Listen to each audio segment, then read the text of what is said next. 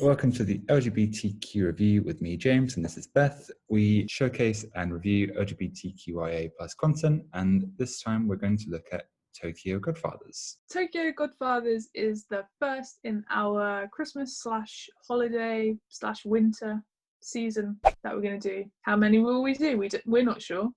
4? Historically, our Christmas-themed film reviews have not gone well, so expect good stuff.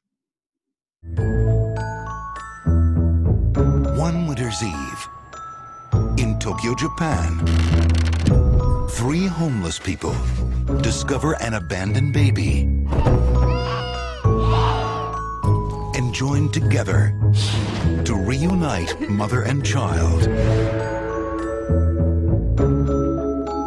Tokyo Godfathers is the 2003 Japanese anime holiday adventure comedy drama film directed by Satoshi Kon and loosely based on a novel by Peter B. Kynes. Satoshi Kon was a Japanese film director, animator, screenwriter, and manga artist. Tokyo Godfathers was Kon's third animated feature, and it received an Excellence Award at the 2003 Japanese Media Arts Festival. Yeah, we've done a subtitled film before. We have, haven't we? Reviewed. Margarita with a Straw was like half subtitled. I guess there's subtitles in Saving Face, and there's sporadically subtitles in the half of it. So Tokyo Godfathers follows Hana, Jin, and Miyuki, 3 homeless Japanese people. Hana's a drag queen, Jin's an alcoholic ex-gambler, and Miyuki is a teenage runaway. It's Christmas, and they find a baby who they call Kyoko. They try to reunite Kyoko with her family. I like this film. It was fun. I enjoyed it. I was just reading about the subtitle translation, which was really interesting. Yeah, this was from Transgirl Media, WordPress, and they had a great article about translation and in the English subtitles, how they put words that the Japanese original didn't have.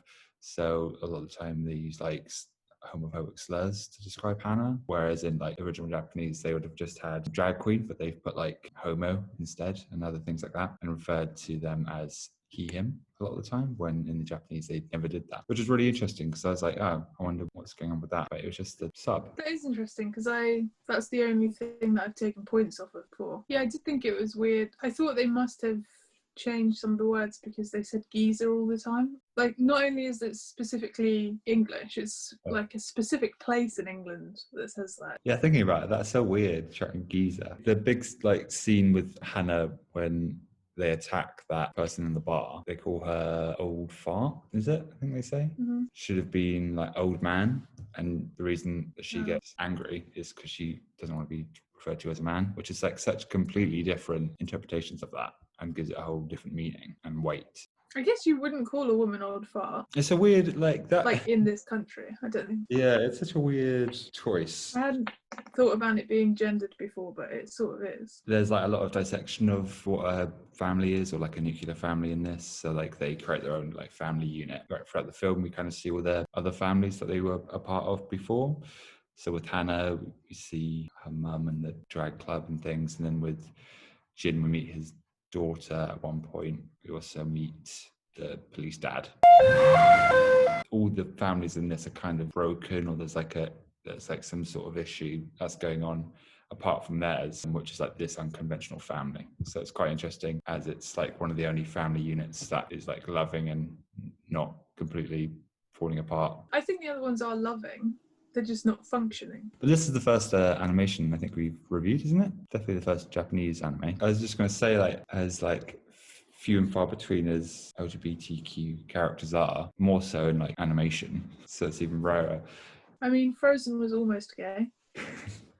True. A bit like Gold Dust, finding one, especially one that is fairly positive. Because I can't think of many non-stereotypical gay characters in anime films, especially. They're usually very like bombastic, flamboyant, and feminine. Sometimes I wonder if I like things with subtitles because it takes so much effort to read them that I get really involved. Yeah, it's such a commitment. Because I can't remember a subtitled film that I didn't like. Maybe Blue is the Warmest Colour, has that got subtitles? It must do. What did you think of like the twist? I don't know if it's a trope now. I've definitely seen it before. What I would say about that bit is it's really interesting that Like that character is like parallel with Hannah, who has a similar story, but like she ultimately gives it up. And as like queer character in this, it's very like a positive rather than having it the other way around. They both have very similar arcs, but she's like only portrayed as like a very good natured person throughout the film. The director was talking about how a big theme of it is like coincidences. Like Hannah refers to it as like God intervening a lot. And only like afterwards I was thinking like, I wonder if that's what the original Japanese was. I did think it was weird that they were all Christian. Yeah, because they wouldn't be. I just liked all of it. I really liked the look of it. And The look is like kind of a more realistic animation than other animation that the director's known for. But there are bits where it's like more cartoonish. I'm thinking of like when Hannah's kind of dressing down Jin in front of his daughter. also, I was thinking this would be a good animation to show on Christmas Day, but obviously it wouldn't because there's too much violence and swearing. I just think it's a really good Christmas film. This has like this that kind of like magic of Christmas, but without being like sickening. It was like overly done and like very like I don't know.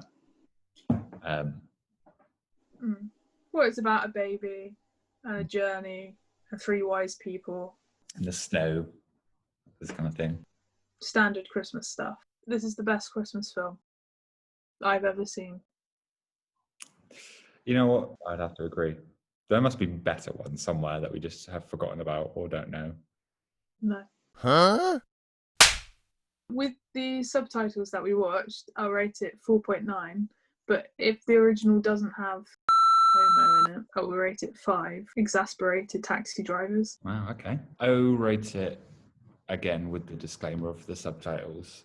4.6 lottery ticket. Yeah, I think that's fair. That's what we thought. Let us know what you thought in the comments below. You can follow us at LGBTQ_review on Twitter.